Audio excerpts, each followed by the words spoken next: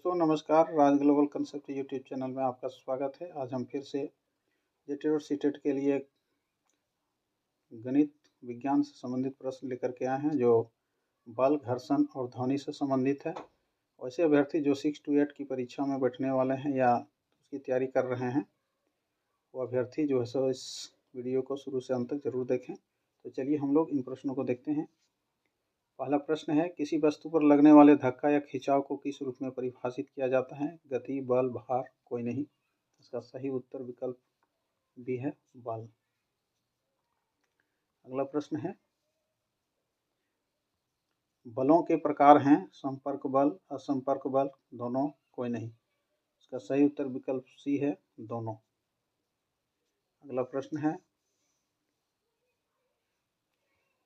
एक बल कर सकता है वस्तु की गति की दिशा में परिवर्तन, किसी पिंड की विराम की स्थिति या एक समान गति की स्थिति में परिवर्तन, किसी पिंड का आकार में परिवर्तन, उपर्युक्त सभी।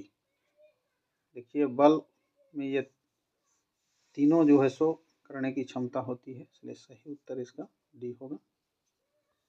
अगला प्रश्न है, निम्न में से कौन सा बल संपर्क बल है? गुरुत्वाकर्षण बल, घर्षण बल, चुंबकीय बल, स्थिर वैद्युत बल। देखिए पूछ रहा संपर्क बल, तो संपर्क घर्षण में होता है, इसलिए इसका सही उत्तर विकल्प बी है, घर्षण बल। अगला प्रश्न है, चुंबकीय बल है संपर्क बल, गैर संपर्क बल, ए और बी दोनों, इनमें से कोई नहीं। चुंबकीय बल देखिए ऐसा बल है जिसमें संपर्क नहीं होता है, इसलिए यह गैर संपर्क बल है। इसका सही उत्तर भी होगा, गैर संपर्क। अगला प्रश्न है, बल की एसआई इकाई है यानी मात्रक, मीटर, न्यूटन, पास्कल, सेकंड। इसका सही उत्तर विकल्प भी है, न्यूटन। अगला प्रश्न है, एक न्यूटन के बराबर कितने डाइन होते हैं? 10 के पावर 6, 10 के पावर 4, 10 के पावर 5, 10 के पावर 3।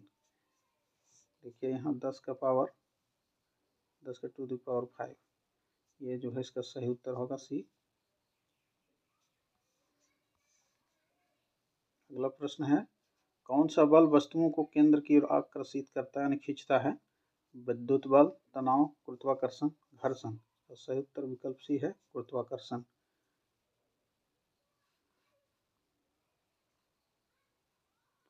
अगला प्रश्न है, जब किसी वस्तु पर लगने वाला कुल बल शून्य हो तो वस्तु कैसी होती है? त्वरित, मंदित, वृत्तीय गति में, समतल गति में या विराम अवस्था में। देखिए कह रहा है कुल बल लगने वाला शून्य हो, माने कोई बल नहीं लग रहा है, तो ऐसी स्थिति में जो है वस्तु विराम अवस्था में रहेगी या फिर गति की अवस्था में। इसका सही उत्तर विकल्प डी होगा। अगला प्रश्न है, दो सतहों के बीच आपेक्षिक गति का विरोध करने वाला बल क्या कहलाता है? चुंबकीय बल, गुरुत्वाकर्षण बल, घर्षण बल, संवेग। इसका सही उत्तर विकल्प सी है, घर्षण बल।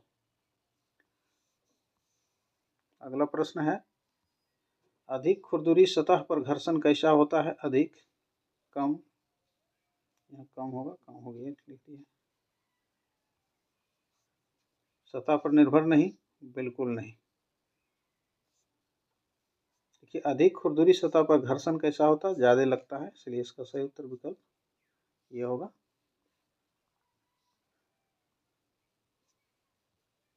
निम्न में से कौन घर्षण को कम करता है? भारी वजन जोड़ने से, चिकनाई, लुब्रिकेंट से, खुरदुरापन बढ़ने से, इनमें से कोई नहीं। देखिए घर्षण कौन कम करता है? इसके लिए स्नेहक का प्रयोग किया जाता है, जिसको इंग्लिश में लुब्रिकेंट बोलते हैं। इसका सही उत्तर भी है, चिकनाई। अगला प्रश्न है, किसी वस्तु का द्रव्यमान बढ़ाने पर घर्षण कैसे बदलता है? घट जाता है, बढ़ जाता है, समान रहता है, शून्य हो जाता है। देखिए द्रव्यमान बढ़ने पर इसका जो है सो घर्षण क्या होता है? बढ़ता है। इसका सही उत्तर बी होगा, बढ़ जाता है। अगला प्रश्न है, स्थैतिक घर्षण हमेशा गतिज घर्षण से अधिक होता है, गतिज घर्षण से कम होता है, गतिज घर्षण के बराबर होता है, घर्षण से संबंधित नहीं होता है। देखिए स्थैतिक घर्षण जो है वो गतिज घर्षण से हमेशा अधिक होता है। इसका सही उत्तर ये होगा। अगला प्रश्न है, साधारणतः सबसे कम घर्षण किसमें होता है? ठोस ठोस के बीच, ठोस तरल के बीच, तरल तरल के बीच, गैस गैस के बीच। सबसे कम घर्षण यहाँ कह रहा है, सबसे अधिक ठोस ठोस के बीच में होता है, सबसे कम जो है गैसों के बीच में होता है। इसका सही उत्तर डी होगा। अगला प्रश्न है, गाड़ी का पहिया गोल क्यों बनाया जाता है? गति बढ़ाने के लिए, घर्षण बढ़ाने के लिए, घर्षण कम करने के लिए, ऊर्जा बढ़ाने के लिए। देखिए, गोल बना करके घर्षण कम किया जाता है। इसका सही उत्तर सी होगा। अगला प्रश्न है, जब कंघी को बालों से रगड़ा जाता है तो वह छोटे कागज के टुकड़ों को आकर्षित क्यों करने लगती है? कंघी पर चुंबक बन जाता है, कंघी गर्म हो जाती है, घर्षण के कारण कंघी पर स्थिर विद्युत आवेश आ जाता है, कागज हल्का होता है। ये इसका सही उत्तर विकल्प सी होगा। घर्षण के कारण कंघी पर स्थिर विद्युत आवेश आ जाता है। अगला प्रश्न है, किस प्रकार का घर्षण चलती हुई वस्तु पर लगता है? गतिज घर्षण, स्थैतिक घर्षण, ऊष्मीय घर्षण, द्रव घर्षण। चलती हुई वस्तु पर देखिए इसमें गतिज घर्षण लगता है। सही उत्तर ये होगा। अगला प्रश्न है, एक घोड़ा एक गाड़ी खींचता है, वह बल जो घोड़े को आगे बढ़ाने में मदद करता है वह लगाया गया बल है। घोड़े पर गाड़ी द्वारा बल, घोड़े पर जमीन द्वारा लगा हुआ बल, यहाँ बल छूट गया है। गाड़ी पर जमीन द्वारा बल, जमीन पर घोड़े द्वारा बल। तो इसका सही उत्तर विकल्प बी होगा, घोड़े पर जमीन द्वारा लगा हुआ बल। अगला प्रश्न है, वजन की अनुभूति के लिए कौन सा बल जिम्मेदार है? चुंबकीय बल, विद्युत बल, गुरुत्वाकर्षण बल, तनाव। इसका सही उत्तर विकल्प सी है, गुरुत्वाकर्षण बल।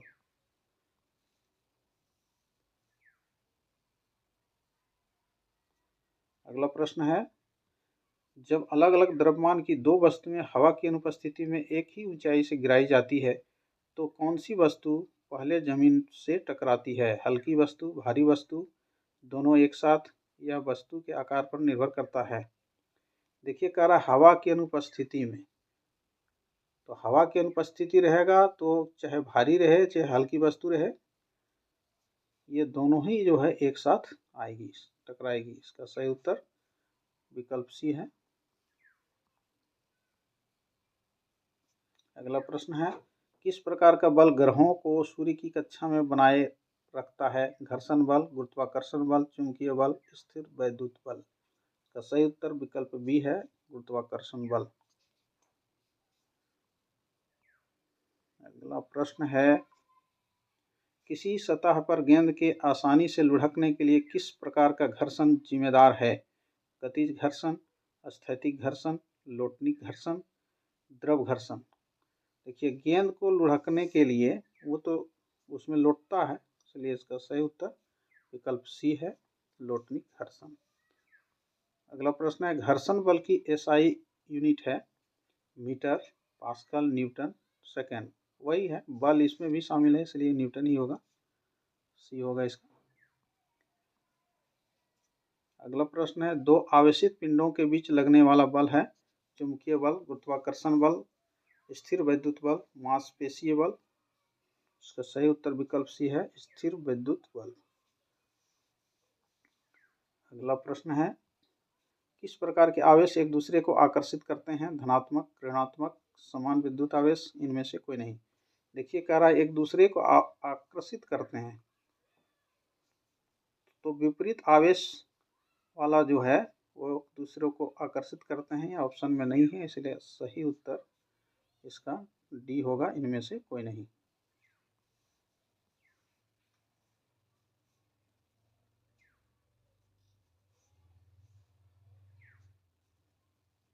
अगला प्रश्न है, 5 मीटर प्रति सेकंड के एक समान वेग से गतिमान 1 kg द्रव्यमान की वस्तु पर लगने वाला कुल बल है?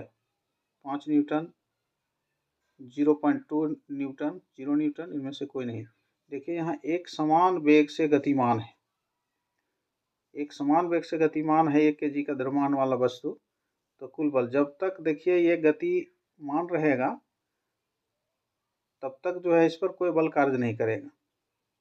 कोई बल नहीं इसमें, क्योंकि ये जो है सो रुक नहीं रहा है या फिर इसका डायरेक्शन चेंज नहीं हो रहा है, तो इसमें कोई बल नहीं लगेगा, इसलिए इसका सही उत्तर 0 न्यूटन होगा।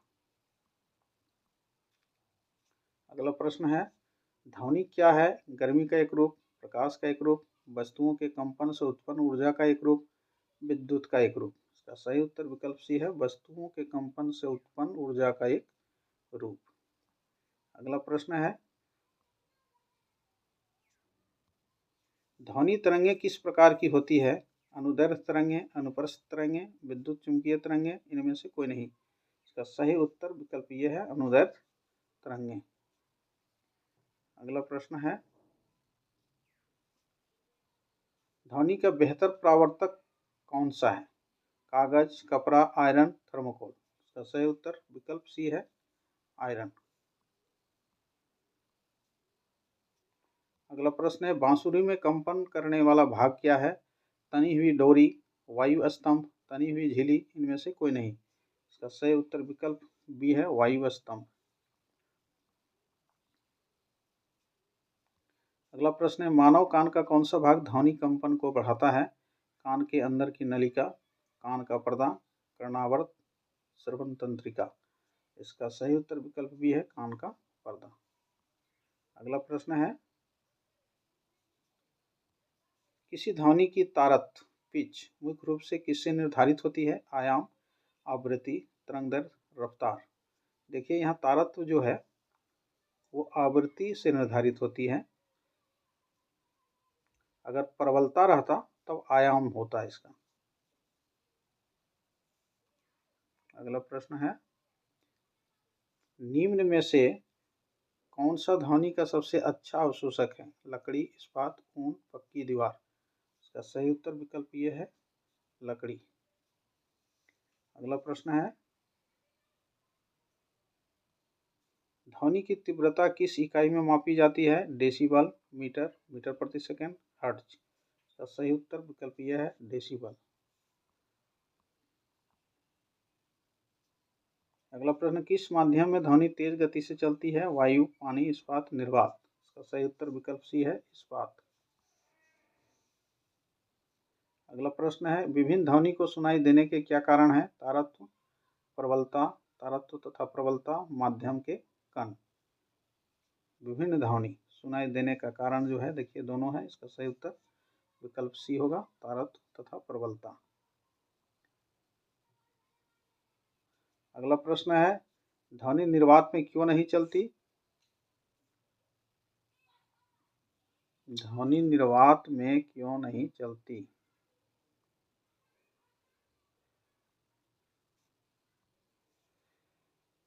अंतरिक्ष में ध्वनि तरंगे मौजूद नहीं हो सकती।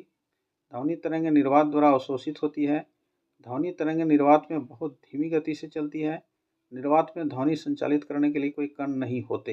देखिए इसका सही उत्तर ये होगा, विकल्प डी।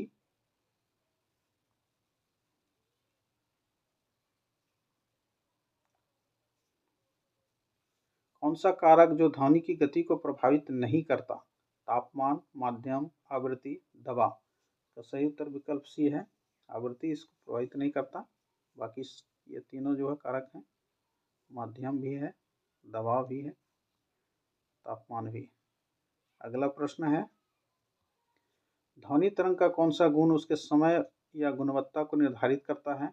आयाम, आवृत्ति, तरंगदैर्घ्य, तरंग का आकार। इसका सही उत्तर विकल्प डी है, तरंग का आकार।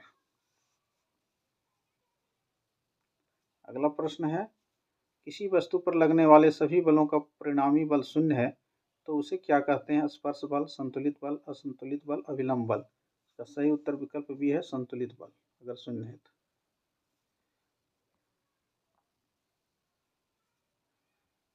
वह बिंदु जिस पर बल लगता है उसे क्या कहते हैं? प्रकाशीय बिंदु, मूल बिंदु, प्रारंभिक बिंदु, लगाव बिंदु। इसका सही उत्तर विकल्प डी है, लगाव बिंदु।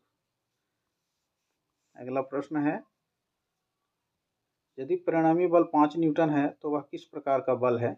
स्पर्श बल, संतुलित बल, असंतुलित बल, अभिलंब बल। देखिए बल अगर लग गया तो असंतुलित हो गया, सही उत्तर इसका विकल्प सी है।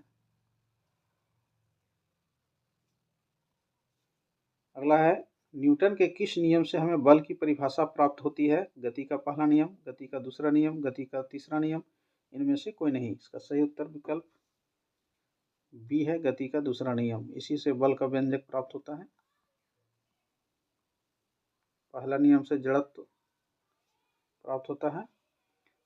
अगला है, बर्फ पर चलना कठिन होने का कारण है? घर्षण की अनुपस्थिति, अधिक घर्षण, जड़त्व का अभाव, अधिक दाब। इसका सही उत्तर विकल्प ये है, घर्षण की अनुपस्थिति। अगला प्रश्न है, ध्वनि का संचरण होता है ठोस में, द्रव में, गैस में, उपर्युक्त तीनों में? ये इसका सही उत्तर विकल्प डी है, उपर्युक्त तीनों में। अगला है, सामान्य मनुष्य के कानों के लिए श्रव्यता का प्रास है, श्रव्यता सीमा 20 HZ से 20,000 HZ, 20 HZ से कम, 20,000 HZ से अधिक, इनमें से कोई नहीं। देखिए, श्रव्यता सीमा जो है वो ये होता है, विकल्प ये 20 हर्ट्ज से 20,000 हर्ट्ज के बीच। अगला प्रश्न है, किस कारण से एक ही समय पर एक से ज़्यादा ध्वनि ग्रहण करते हैं? आवृत्ति, तारत्व, वेग, तरंगदैर्घ्य। इसका सही उत्तर विकल्प बी है, तारत्व।